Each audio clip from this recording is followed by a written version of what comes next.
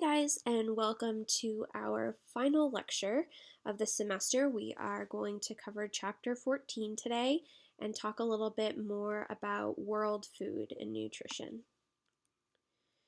First, we're going to define the two different phases of malnutrition. So we have undernutrition, which is probably what you think of when you think of malnutrition. And undernutrition is often defined as hunger or starvation, which are slightly different. So, hunger can be defined as a recurrent involuntary lack of food that over time may lead to malnutrition, whereas starvation is a severe reduction in energy and nutrient intake, leading to illness and death. Now, we're going to talk about overnutrition as well. And when we say overnutrition, what we're talking about is obesity.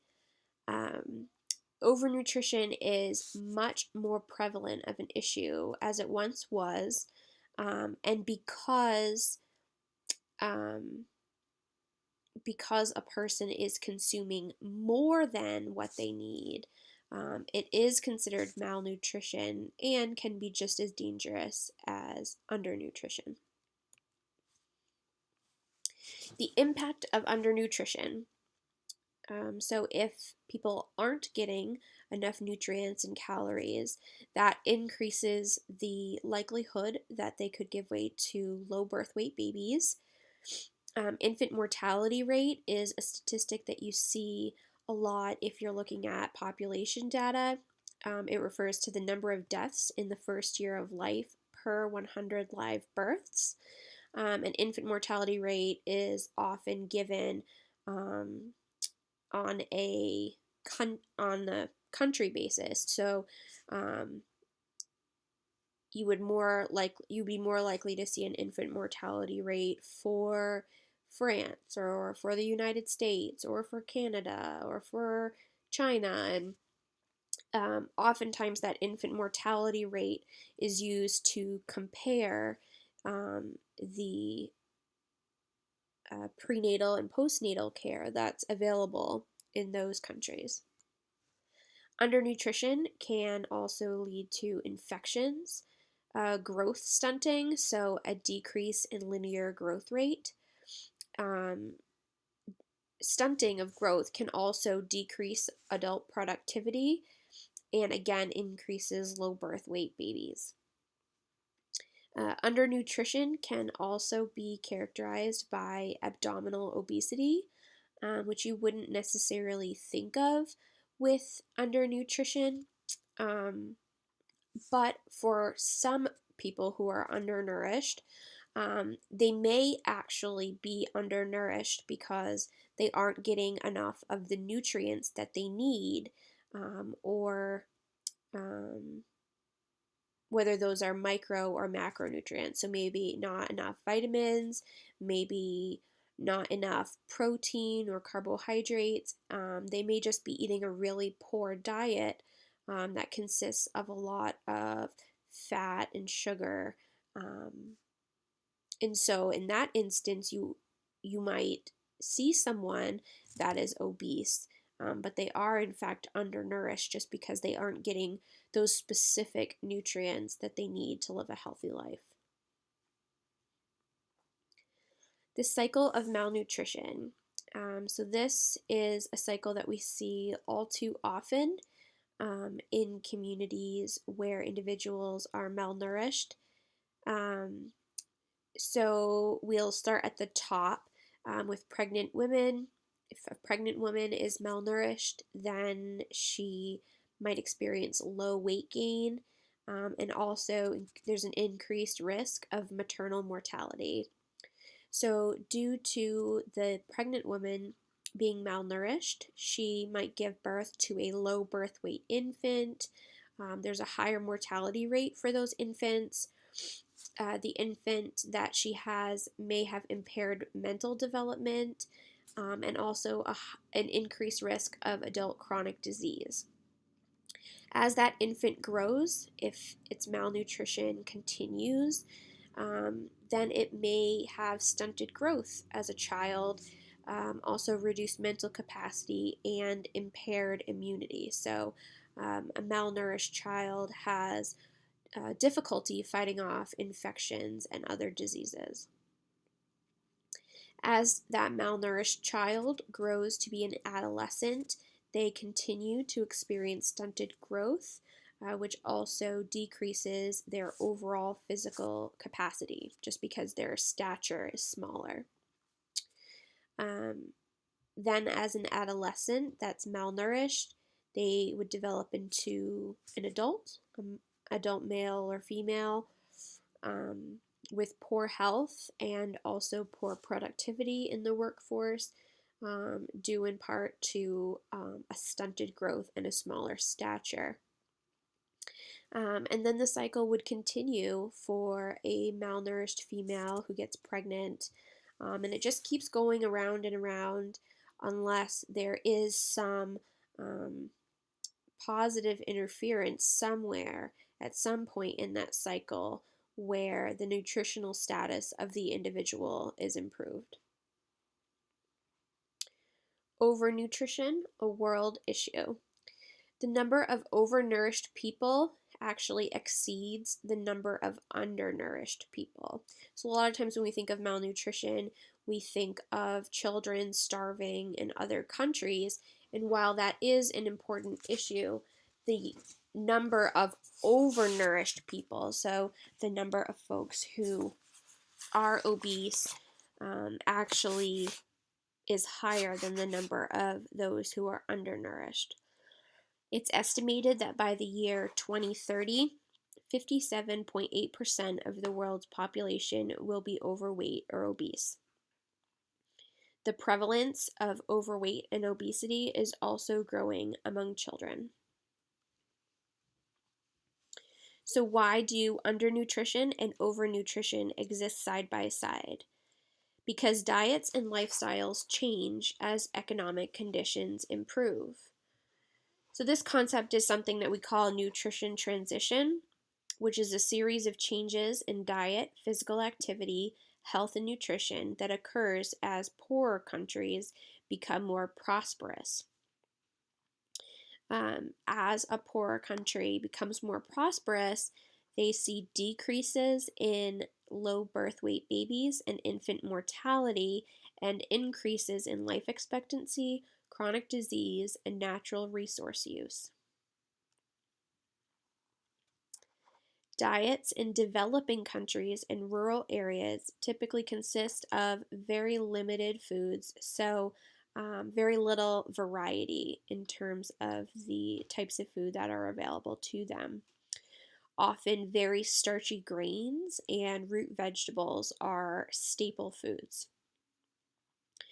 The diets in developed countries and urban areas are characterized by increased variety, increased meats, increased low nutrient dense foods, and a decrease in physical activity. So this chart is showing this idea of nutrition transition. So the purple boxes on the left are what we just talked a little bit about when it comes to a traditional rural diet in some of these countries that are less developed. Now, often the people in those regions consume diets that are low in fat, low in sugar, and high fiber, but they're monotonous, have little variety, and consist mainly of carbohydrate staples. This means that they are inadequate in energy or calories, and also inadequate in nutrients, which can lead to undernutrition and increased risk of infection. Then we have all the way on the right in the orange, more affluent Western diets, which is where the United States would fall.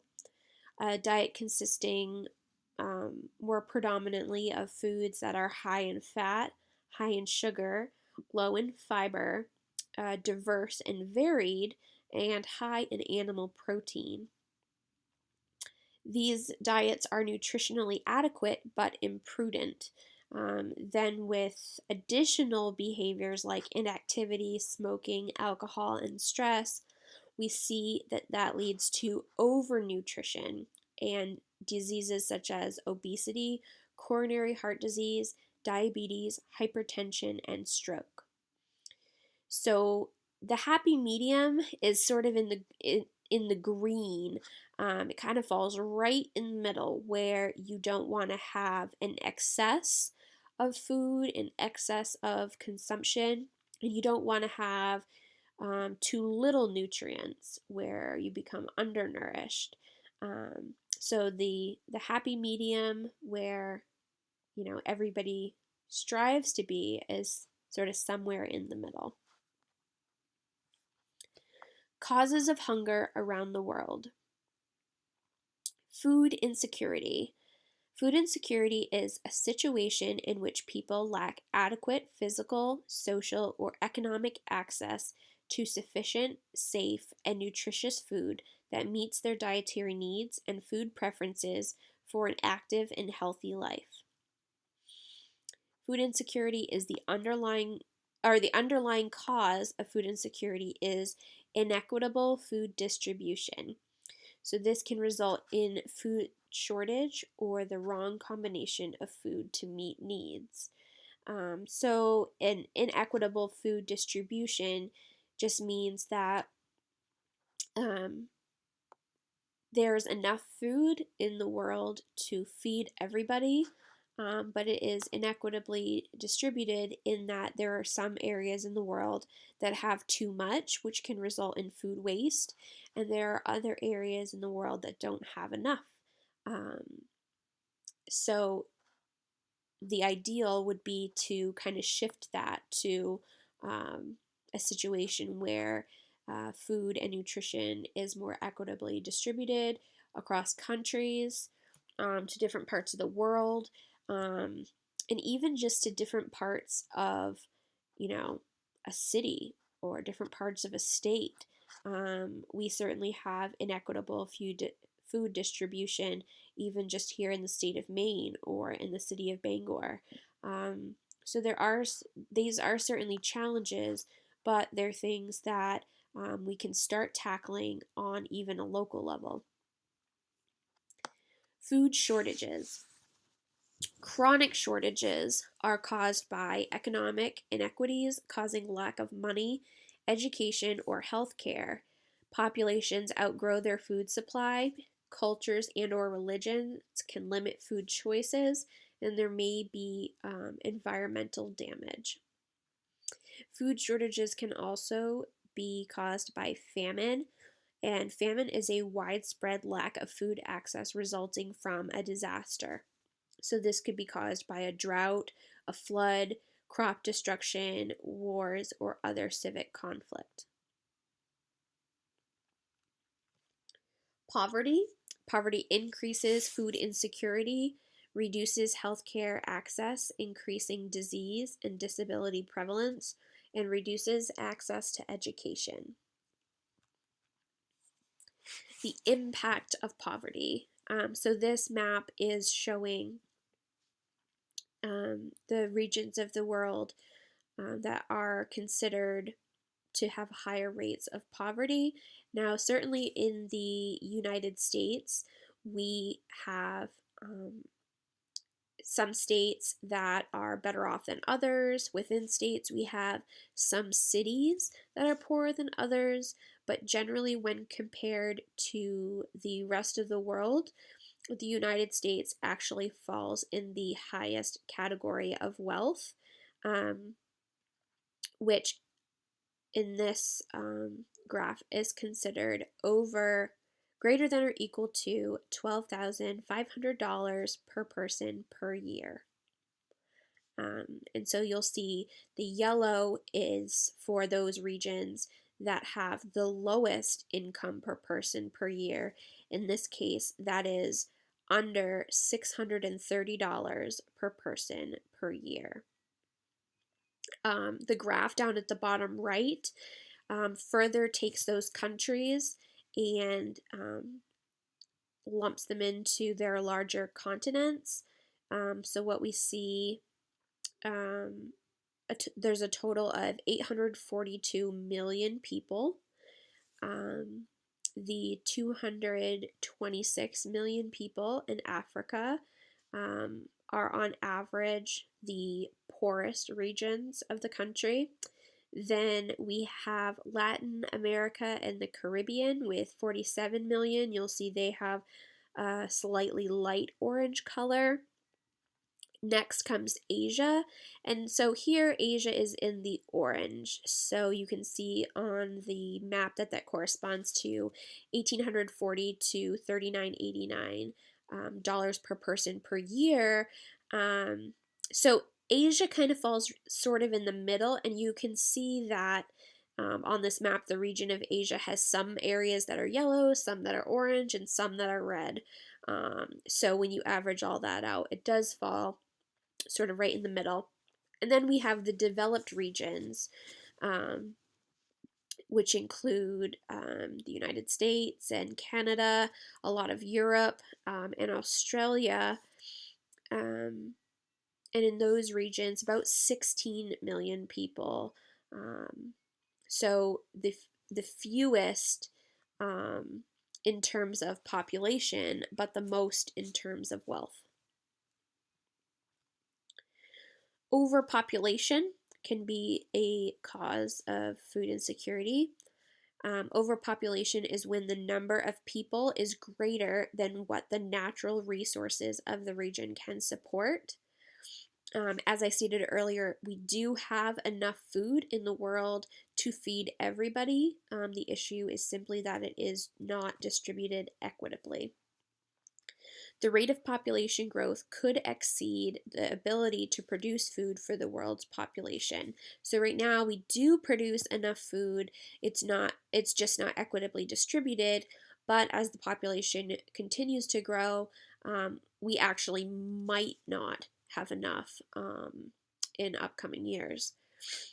There's an increased grain demand for more grain-intensive livestock and to produce fuel. Increased grain and food prices and decreased aid.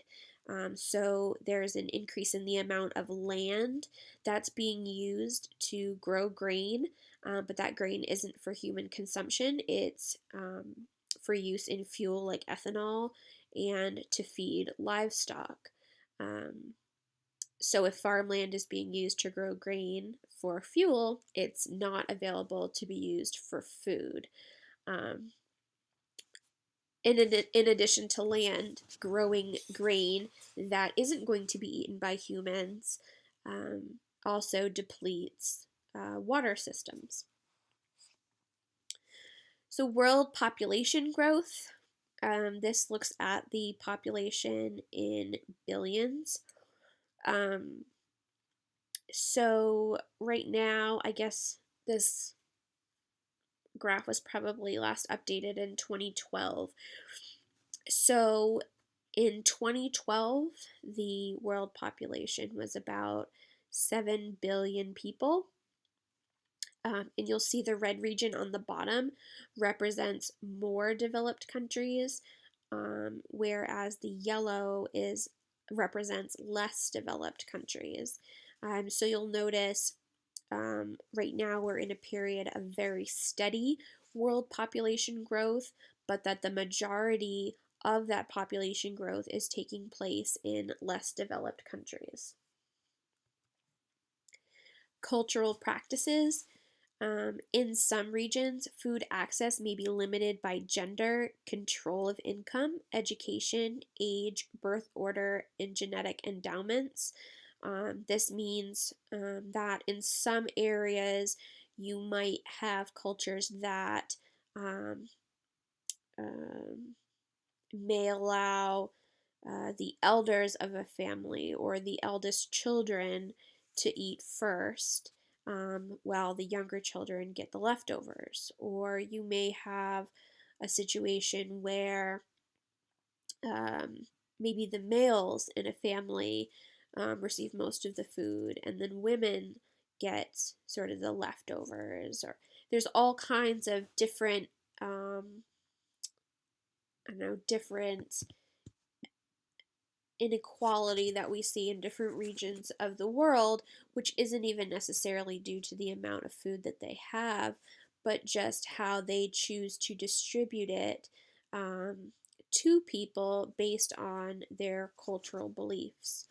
Um, there can also be malnutrition as a result of what's considered culturally acceptable and unacceptable for foods. This might be, because of religion.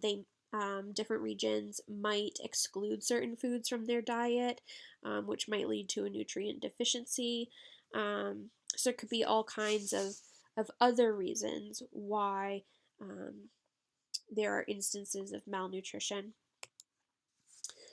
Also, limited environmental resources. There's only so much land in the world, and there's very limited land for food production.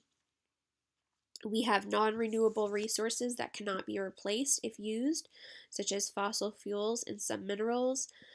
We do have renewable resources that are renewable if they're used at a rate that allows them to be restored and replaced by natural processes. And this includes soil and water.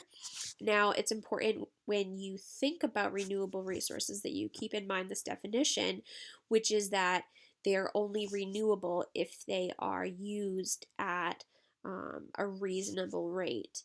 Overuse and overconsumption of soil and water resources could certainly lead to those being non renewable.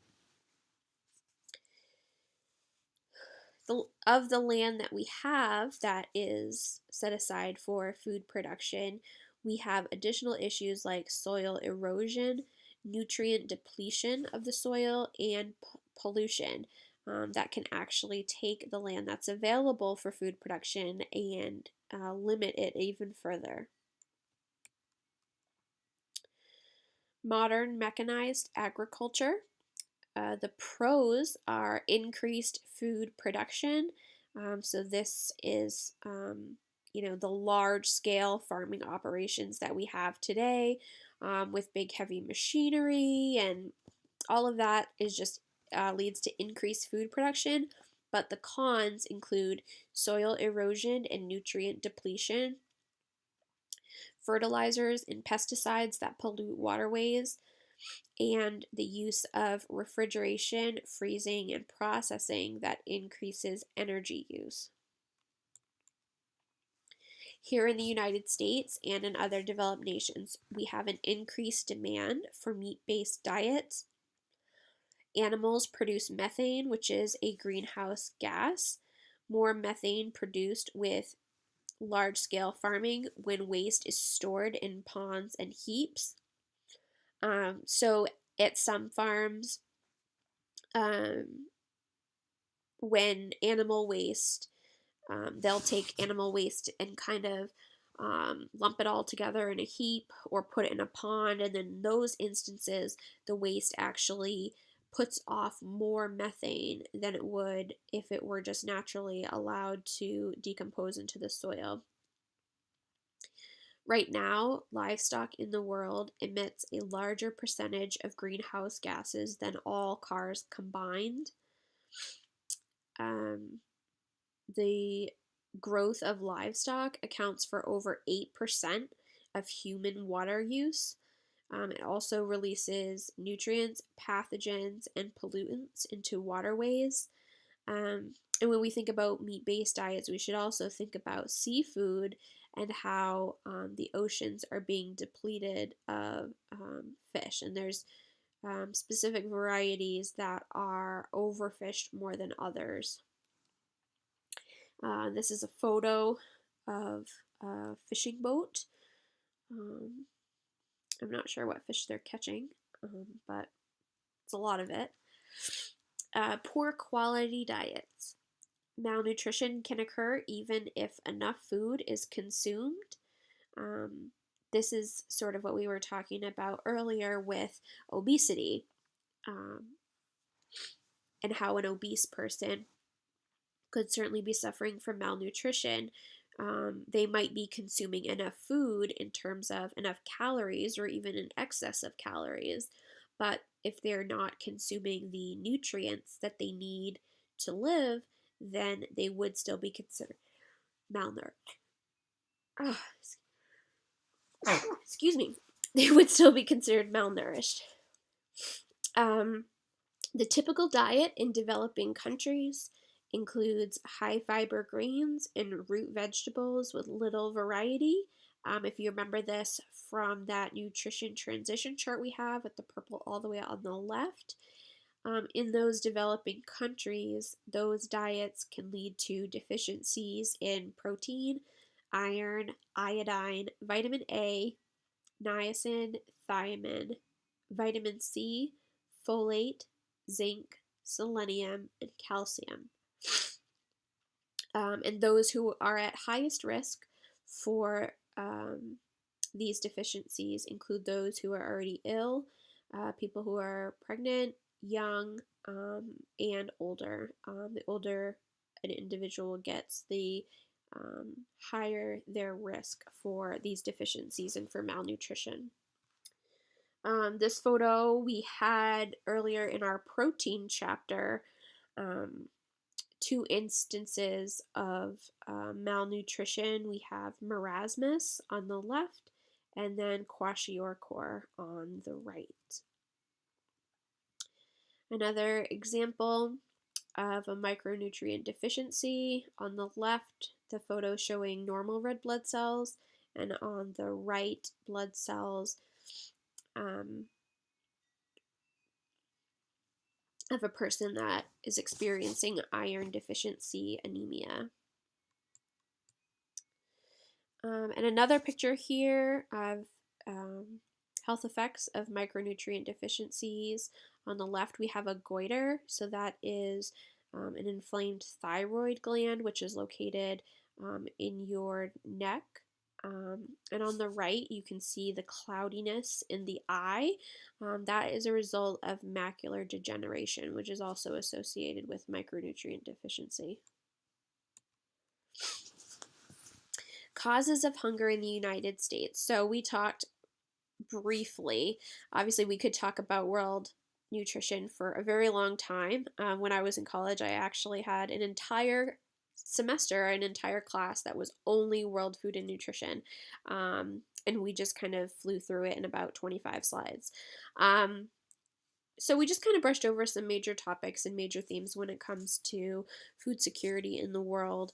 But now we're going to take the rest of this lecture to focus more specifically on causes of hunger here in the United States. U.S. food insecurity. It's estimated that 15% of U.S. households are food insecure.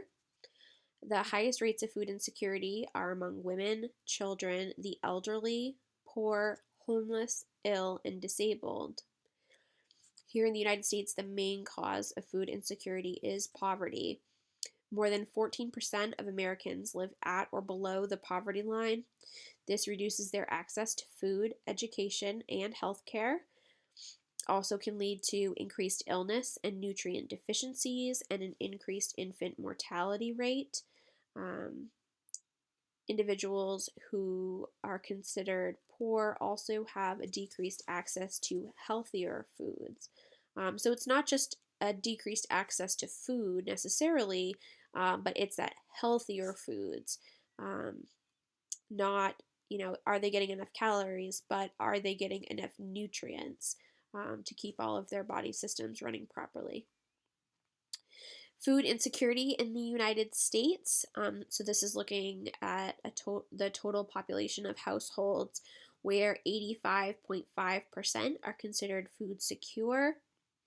8.8% have low food security, which means that families were able to avoid substantially disrupting their eating patterns or reducing food intake by using coping strategies such as eating a less varied diet, participating in federal food assistance programs, or getting emergency food from community food pantries.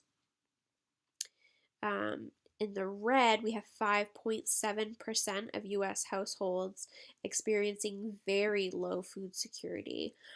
Now, very low food security is characterized by when normal eating patterns of one or more household members were disrupted and food intake was reduced at times during the year because families had insufficient money or other resources to use for obtaining food. Food desert.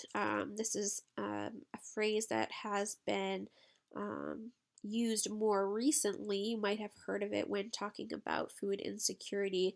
A food desert is an area that lacks access to affordable foods that make up a healthy diet: fruits, vegetables, whole grains, and low fat milk. High real estate prices in cities have driven supermarkets out into suburbs and more rural areas. This means that in inner cities, you don't have large grocery stores, you have small convenience stores. Um, and those small convenience stores, while they do have some food, they don't necessarily have those foods that make up a healthy diet.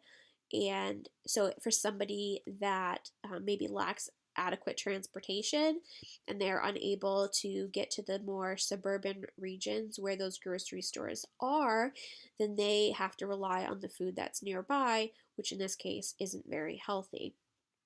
The same is also true in um, further rural areas and also migrant worker labor camps. They also find that they need to travel to go to a supermarket or larger food distributor where they can get healthier, um, more varied foods. Um, so, in both of those areas, both the inner cities where we see smaller convenience stores and the deeper rural areas and um, maybe farms where migrant workers are. Those are two regions that would be considered food deserts just because um, there aren't supermarkets available for them to um, go to and buy food. Lack of education is another cause of food insecurity here in the United States. It is both a cause and a consequence of poverty, where lack of education can sometimes cause somebody to be poor, but also being poor can cause somebody to not be as educated because they can't afford as many educational opportunities. Uh, when there is a lack of education, there's also decreased knowledge about food choices, food safety, and home economics. They didn't have really home economics when I was in school, um, and I was fortunate to grow up in a family that cooked a lot together. We didn't have a lot of money, but we had our own chickens and pigs and turkeys and all of that we raised for food in a large garden. So those are all skills that I grew up with and that I sort of took for granted and just kind of assumed that everybody knew how to do. Um, so I didn't really miss home economics too much. But I think it's something that we definitely need to see coming back into schools because the skills that they teach in home ec, whether it's cooking or sewing, are really essential to adult life. A lack of education can also cause an individual to be deficient in energy and nutrients, and poor food choices can lead to obesity. A lack of education can also prevent individuals from being able to access higher paying jobs. Education and poverty. This is looking at the median household income level in dollars based on education level. So, all the way on the left, we have a household where the highest education level is under a ninth grade level, with the average household income at that at that education level, probably about $23,000. And you see that with increased education, there's an increased median household income all the way to the professional or doctoral degree, um, where we see probably about median $125,000 a year. So this is another cycle, this time linking education and poverty. So we'll start at the top. An individual or a community might have a reduced access to well-paying jobs.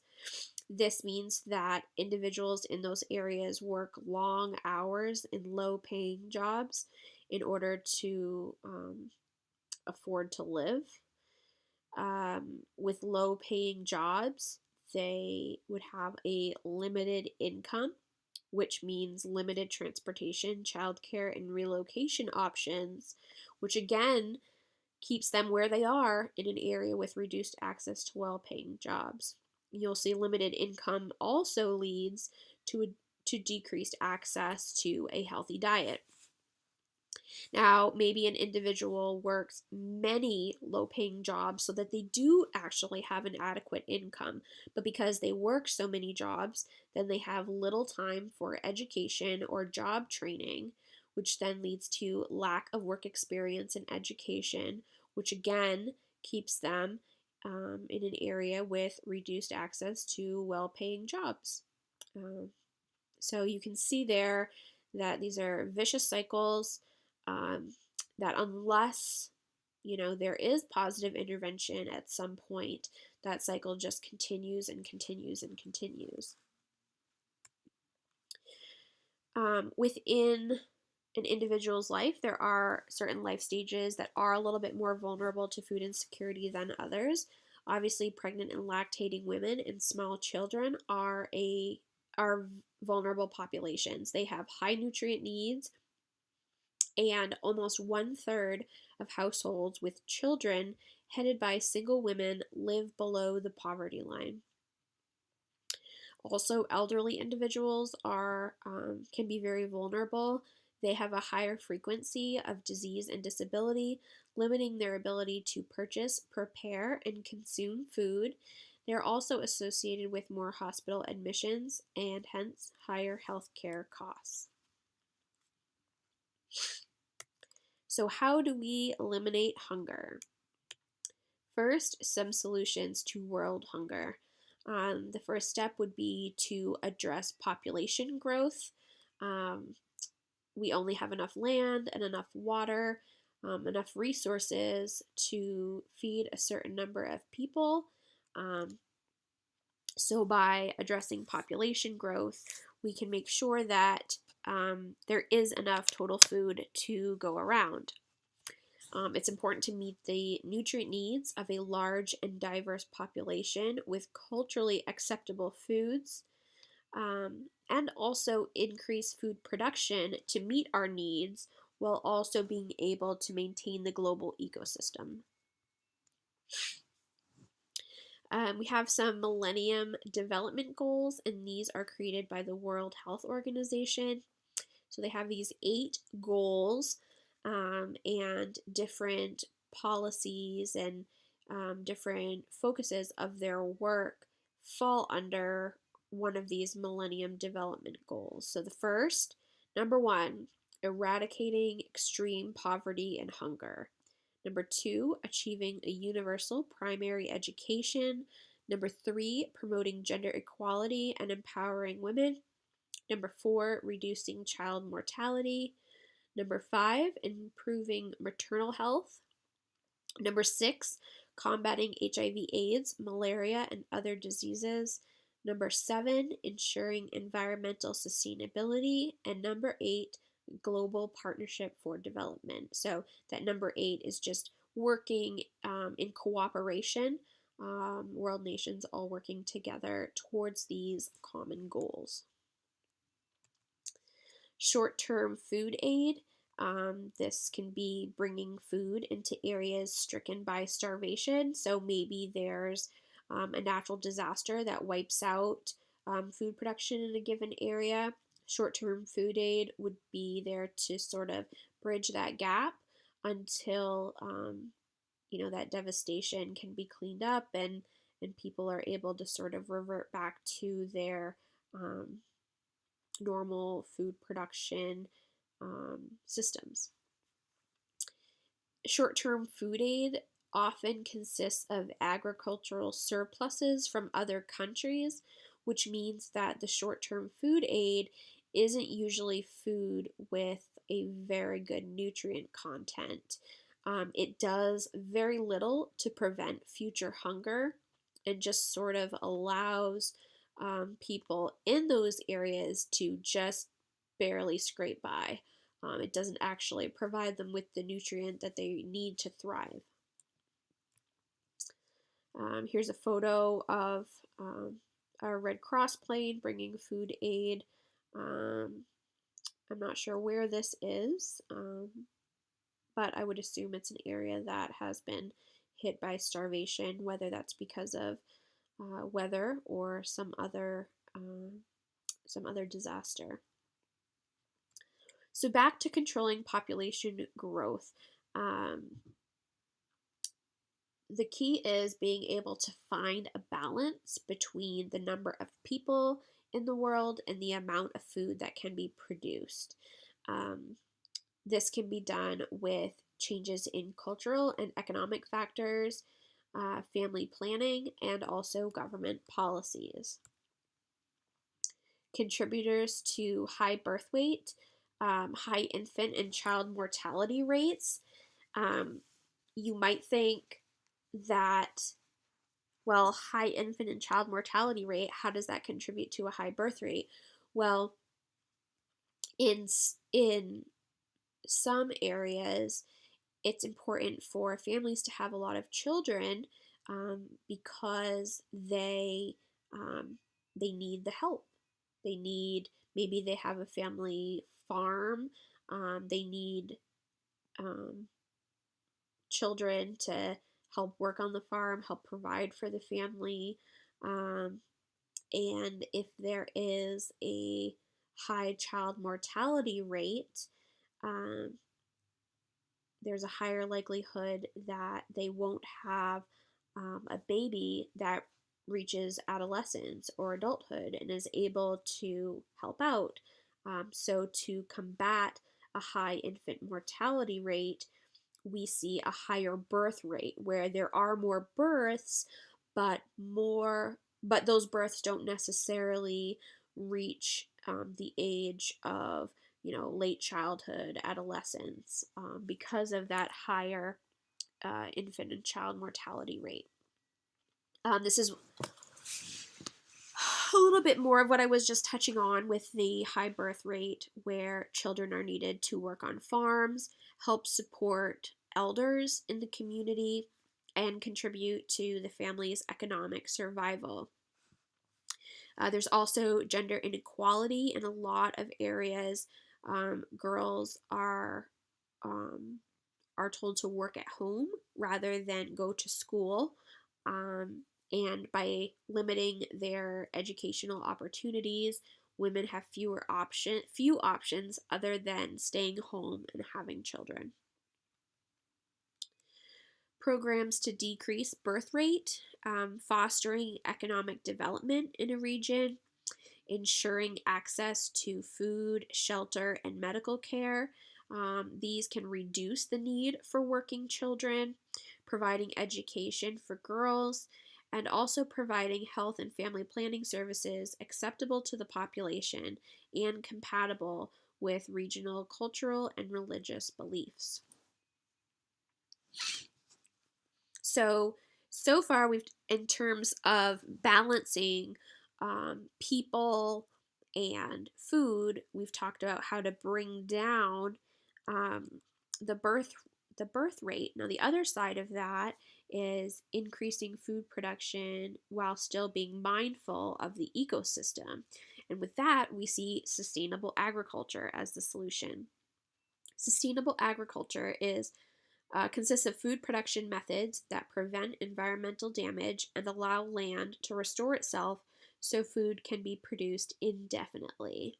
This includes contour plowing and terracing, which prevents erosion, crop rotation, which decreases nutrient depletion, quickly degrading chemicals, which decrease residues and runoff into waterways. Diversification maximizes natural pest control and fertilization and protects farmers from market changes. And organic techniques reduce agricultural chemical use and pollutants, but more land use, which leads to lower crop yields because with organic techniques, and without the reliance on agricultural chemicals, there is inevitably some crop loss due to disease and pests. So here's some examples of sustainable farming practices. In the bottom left, we see an example of crop rotation. So growing a different crop in a field each year helps keep the soil healthy and minimizes soil erosion. It also reduces problems caused by crop diseases, insect pests, and weeds. I know I grew up in an area where there were a lot of fields near my house, and they always rotated their crops. So one year they would have potatoes, and the next year they would have corn. And then they'd have potatoes, and then they'd have corn, and they just kept rotating between those two. But had they only planted potatoes every year or only planted corn every year, they would have depleted the soil of the nutrients that that single crop needs to grow. Up at the top, we see increasing biological diversity in crops and animals protects the farmer, maximizes natural pest control, and minimizes pesticide input.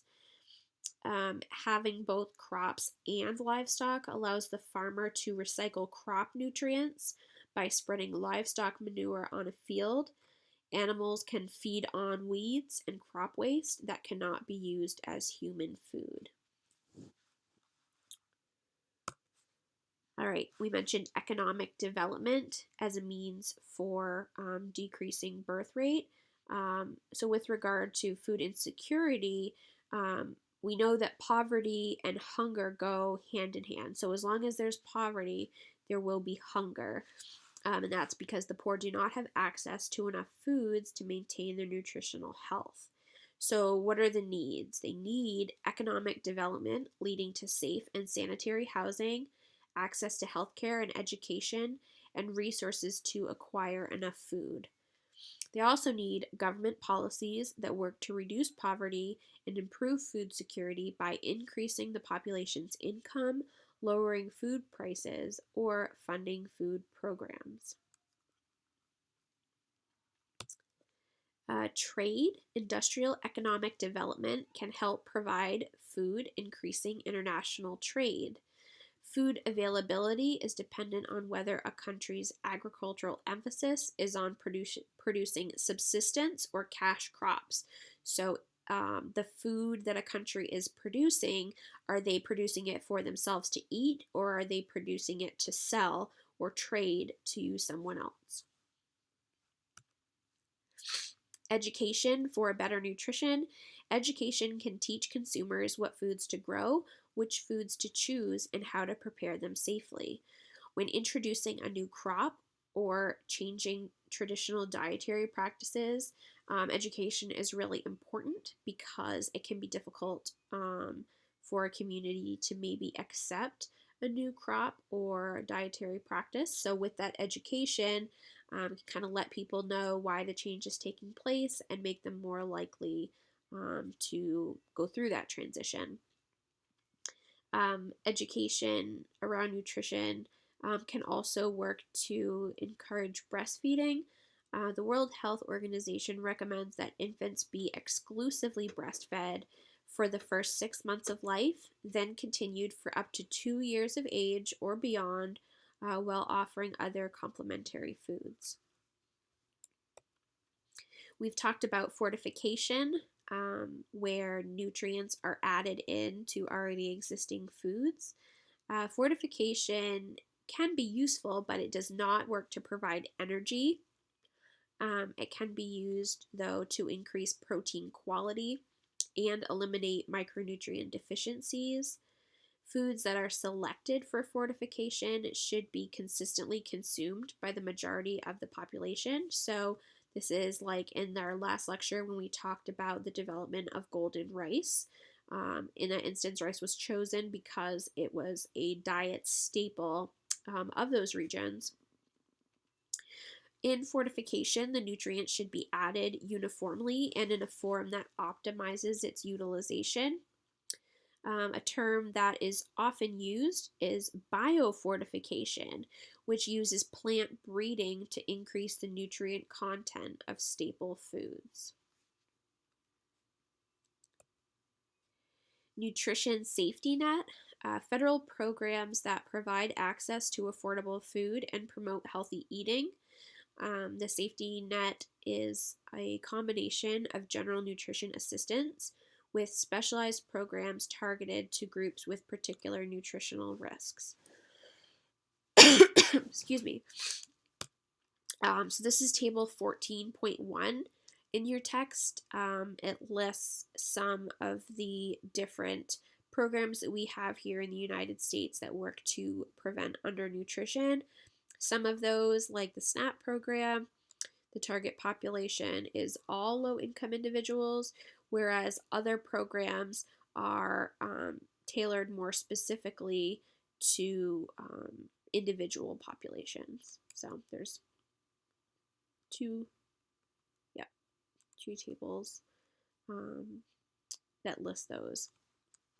We're going to just kind of talk a little bit more in depth about some of these nutrition assistance programs. So the Supplemental Nutrition Assistance Program, or SNAP, consists of monthly coupons or debit cards for food purchases, formerly food stamps. One thing that has sort of been in the news some lately, I guess. I haven't really heard anything about it too recently, but I know that